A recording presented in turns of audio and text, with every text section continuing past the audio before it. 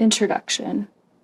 The focus of this project is to explore how a patient may be able to use artifacts obtained from mental unhealth episodes, including stays in psychiatric hospitals, to process what occurred. During hospital stays, patients are often subdued as providers experiment with drugs to see what might work best to calm and normalize the mind. This calming and normalizing may lead to better, desired, or more manageable patient behavior, but depending on either the divergent mental state itself or the drugs administered to the patient, patients may gray or black out and lose time, sometimes days. I use the term blackout to refer to a point of departure in memory where there is a lapse and the next moment is usually waking up. No events during this period can be recollected. In my application, the gray out is more in between, as the name implies. Some events may be there and others may be forgotten. For example, on a given evening, a patient may watch television in the common room, go to the cafeteria for dinner, have a smoke break, talk to their nurse technician about plans for the weekend, walk a few laps around the facility, stand in line for and take night meds, take a shower, read, and go to bed. A patient with grays may only recollect the main events. Dinner, but not what food. Smoke break, but not the smoke buddies and associated conversations.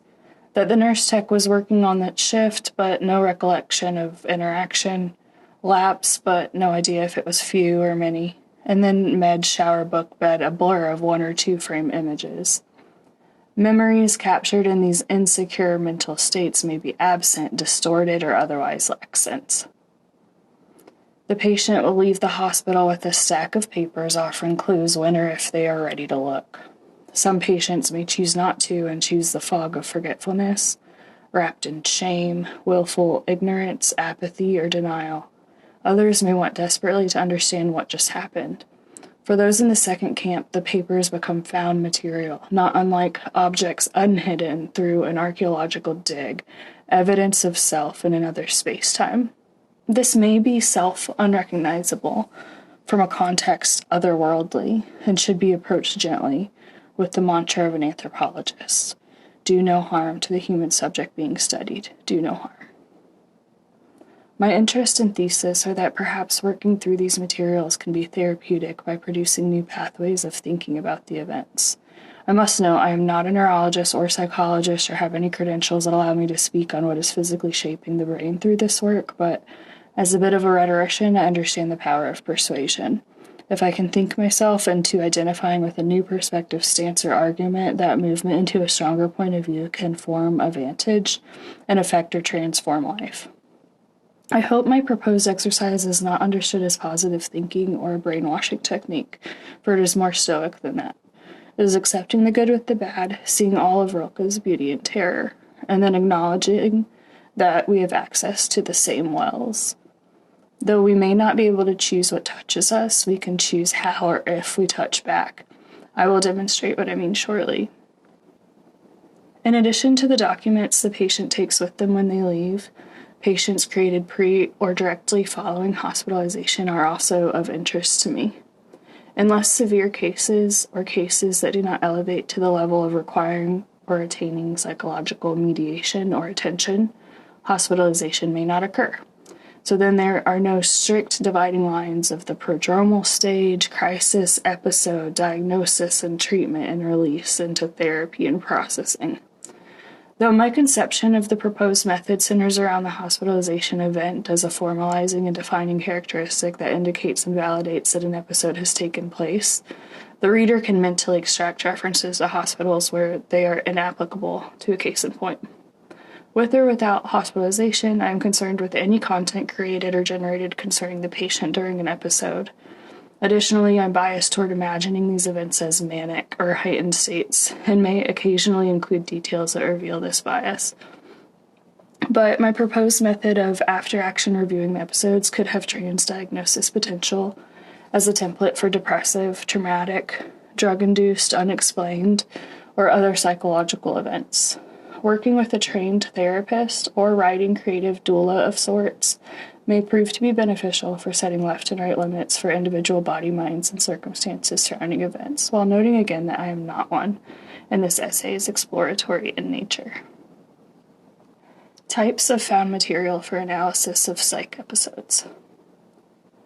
Especially newly diagnosed patient may use several types of found sources to acquire information, process it, analyze it, and begin to heal through perspective taking, repositioning, and creativity. This repositioning of the patient, the skill of looking back at self as other, that I am suggesting is the technique that helps to prevent rehashing and reliving, which leads to retriggering and potentially recurrence. I present 4 main types of material for analysis of psych episodes. 1. Paperwork the patient brings home from an institution. 2. Artifacts the patient creates pre- or post-hospital stay. 3. Data material created by monitoring technology. 4. Interviews or discourse with people involved with the episode to include 2 subsets. 4A, those in the total institution, medical providers or inmates, and 4B, those encountering the patient in an episode prior to or immediately following hospitalization, friends, family. Goffman conceptualizes the total institution as a site of patient formation. A total institution may be defined as a place of residence and work where a large number of like-situated individuals cut off from the wider society for an appreciable period of time together lead an enclosed, formally administered round of life. These closed worlds may include places such as prisons, army training camps, naval vessels, boarding schools, monasteries, and nursing homes, where the inmates are regimented, surrounded by other inmates, and unable to leave the premises. Institutionalization immediately transitions a person from human, with a secure self-image, into a type. Identity is in question. Goffman explains that the most important factor in forming a mental hospital patient is the institution, not the illness, and that the patient's reactions and adjustments are those of inmates and other types of total institutions as well. In this way, inmates of total institutions are shaped into submission and perhaps sickness, collectively and systematically. In parallel, medical documents group and classify individuals as part of the stated group or classification, diagnosis. Exiting the total institution of the psychiatric hospital, the patient carries minimal belongings. Before stepping into the sun or rain, they may be able to relace their shoes, put rings back on their fingers, and perhaps use hair ties or hairpins again as these things are reissued to them upon obtaining their discharge sheet, the golden ticket out. The discharge sheet is part of the first batch of found material, often situated on the top of a stack of papers inside a folder tucked underneath the patient's arm. Other institutional material may include medication education sheets and appointment reminders, provider-generated printouts, safety plans or warning signs or trigger lists, provider-facilitated material filled out by patient, or patient art, recreational activity sheets, or written reflections, patient-generated material such as collages, drawings, bingo cards, or song games, notes and margins, journal entries, and so on. The patient-generated material, often created in group therapy and considered significant to think about and work through in the height of an episode within the hospital, may suddenly become obstructed by the printouts and documents full of official-sounding, often damning medical notes and diagnoses, rhetoric. Due to memory loss, blacks or grays, or an overemphasis on explaining medications and side effects but not necessarily diagnoses and living with their effects, a patient may see their diagnosis for the first time on one of these sheets. For more severe diagnoses such as personality disorders, the perceived implications can crush a person anew and change the shape of their previously constructed worldview. Interpolation occurs. Interpolation is understood as one of the defining characters of the essay film genre. Good essay films address the viewer and inspire a response. It precedes that good essays do the same, and I try to capture the act of thinking, essaying, in my essay writing to inspire thinking, engagement, rather than consumption, what one may expect from medical documentation. There's some sort of dance or confusion happening with the individual and collective interpretations of the discharge sheet. The audience is provoked. The essay film is defined as a constant interpolation whereby each spectator, as an individual and not a member of an anonymous collective audience, is called upon to engage in a dialogic relationship with the enunciator, to become active intellectually and emotionally and interact with the text. Though not essayistic, I believe the discharge sheet is a site of interpolation for the patient. The patient undergoes a process of interpolation as they see self as other. Then they are faced with a choice: accept or reject the strange perspective, leading to insight or lack thereof. Other institutional paperwork is built to be used post-discharge as a tool or quick reference for how to handle warning signs of mental sickness. The patient often fills these out, so working with them after the fact, they may be able to recognize and trust their own handwriting on these. For example, there may be trigger lists, work stress, family friction, safety plans, people whom I can ask for help, and professionals or agencies I can contact during a crisis, and coping strategies, breathing techniques, going for a walk, writing. Then the more creative patient-generated material may already be difficult to look at and reconcile with the self outside the institution. It may lie at the bottom of the stack, concealed as evidence of an impaired mind. This concealment may especially be true if this is a patient's initial diagnosis or first time leaving a psych hospital, and they are grappling with the cognitive dissonance of identity before and after the event. Having no insight or impaired insight in clinical terms means that a patient does not recognize him or herself as having a disease. I want to offer commentary on insight and inspiration here, though. Insight seems quite an almost prophetic term, recognizing something beyond, though here clinically it is recognition of self as sick. I want to reject this use of the term and offer something more like grounding or coming to terms, because insight, like inspiration, is a more lofty word meant for a broader notion. Insight to me is recognizing that which is the interior, like the spooky depths within. Inspiration is going up and acquiring something higher outside of self, which is often also out of body. What you're asking the patient to do when you ask them to recognize their disease is to be grounded in the body and its limitations, and accept or come to terms given to them by a created and imperfectly defined system, the institution. This recognition, or coming to terms, can take some time and processing. I contend that working with these materials can bring a patient into insight or grounding, the preferred term for the rest of this essay. The second group of materials are artifacts the patient creates pre- or post-hospital stay during the psych episode. The manic or otherwise mentally divergent materials may be more like photographs taken, text written, social media posts, videos, home recordings or selfies, or notes and letters captured. These materials may be perceived as more risky to work with as far as retriggering sickness may be concerned, because they are unmediated by the institution.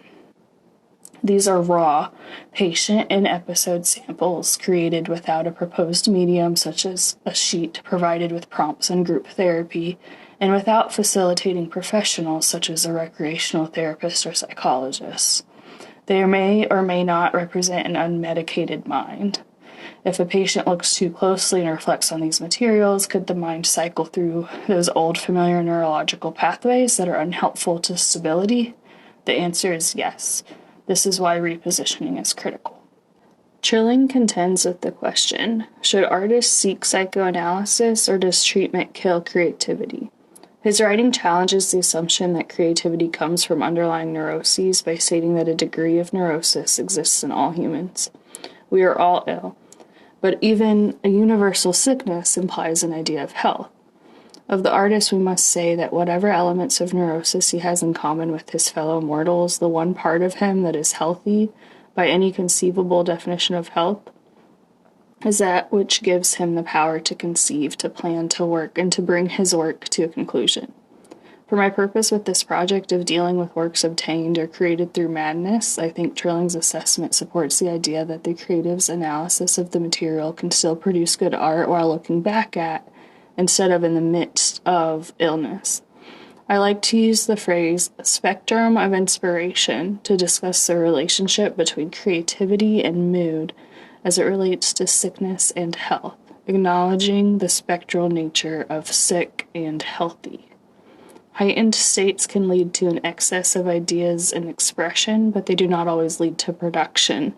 This type of found material is often fragmentary and can act as dictation for work to be picked up later when in a more stable, creative, and productive state conducive to flow.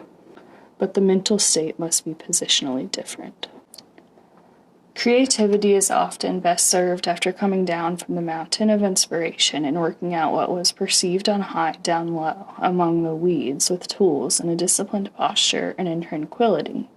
My use of tranquility is consciously recollecting Katz's altered phrase of Wordsworth's recollected in tranquility.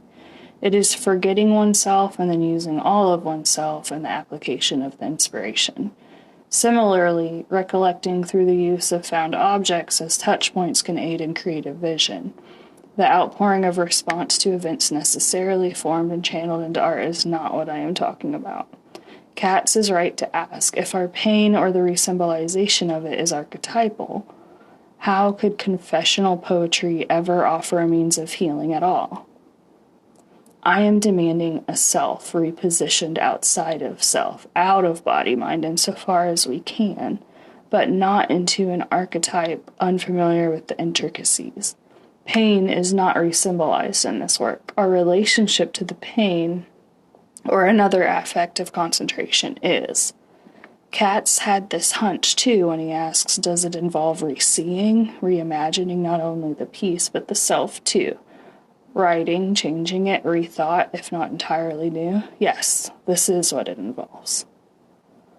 The third category of found materials of interest for me is data obtained during a time neither the provider nor the patient generated.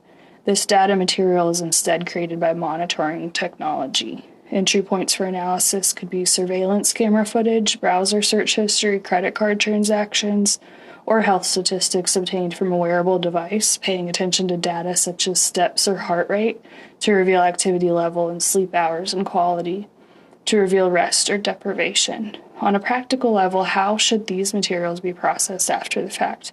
Could these more objective, matter-of-fact views of self be therapeutic and lead to grounding, self-acceptance for patients? Or will patients not trust them for the same reason?